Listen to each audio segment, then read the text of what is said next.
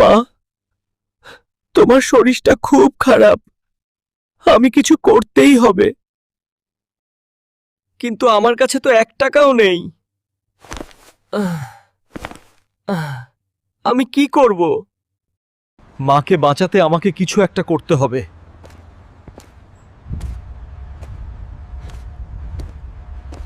কালো পাহাড়ে নাকি একটা ভয়ঙ্কর রাক্ষস আছে। তার কাছে আছে লাল শক্তির পাথর। ভয় পেলে চলবে না, মায়ের জন্য আমি কালো পাহাড়েই যাব। এই জায়গাটা খুব ভয়ঙ্কর, তবুও আমাকে যেতে হবে।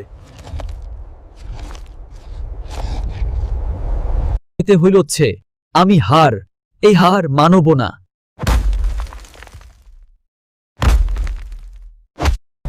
এই ব্যথা কিছুই না, মাকে বাঁচাতে পারলেই হবে। এই পাথরটাই মাকে বাঁচাবে।